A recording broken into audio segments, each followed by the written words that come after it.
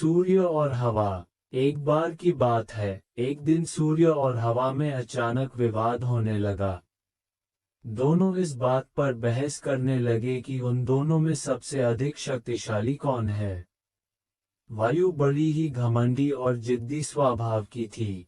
उसे अपनी शक्ति पर बड़ा ही गुरूर था। उसका मानना था कि वह अगर तेज गति से बहने लगे तो बड़े बड़े पेड़ों को उखाड़ सकती है।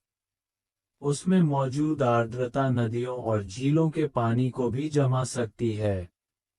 अपने इसी घमंड के चलते वायु ने सूर्य से बहस करते हुए कहा, मैं तुमसे ज्यादा शक्तिशाली हूँ। मैं चाहूं तो किसी को भी अपने झोंके से हिला सकती हूँ। सूर्य ने हवा की बात मानने से इनकार कर दिया और कहा, बड़े ही शांत तरीके से कहा, देखो कभी भी अपने पर घमंड नहीं करना चाहिए। हवा ये सुनकर चिढ़ गई और खुद को ज्यादा शक्तिशाली बताती रही। इस पर दोनों आपस में बहस कर ही रहे थे कि उन्हें तभी रास्ते में एक आदमी दिखाई दिया। उस आदमी ने कोट पहना हुआ था।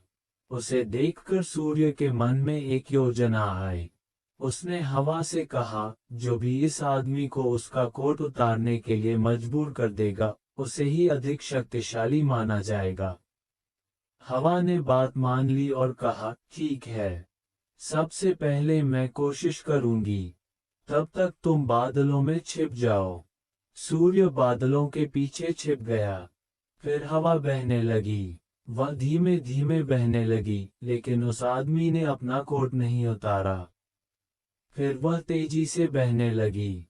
हवा तेज होने की वजह से उस आदमी को ठंड लगने लगी और उसने अपने कोट से शरीर को अच्छे से लपेट लिया।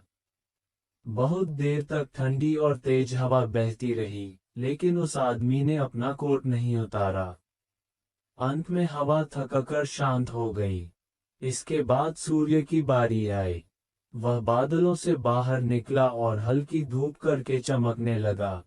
हल्की धूप होते ही उस व्यक्ति को ठंड के तापमान से थोड़ी राहत मिली, तो उसने अपना कोट गीला कर दिया। इसके बाद फिर सूर्य तेजी से चमकने लगा और तेज धूप निकल गई।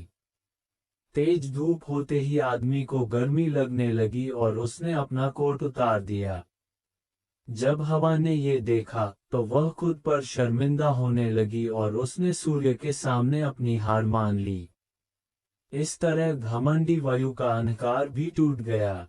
कहानी से सीख, खुद की योग्यता व ताकत पर कभी घमंड नहीं करना चाहिए, क्योंकि घमंड करने वालों की कभी जीत नहीं होती है।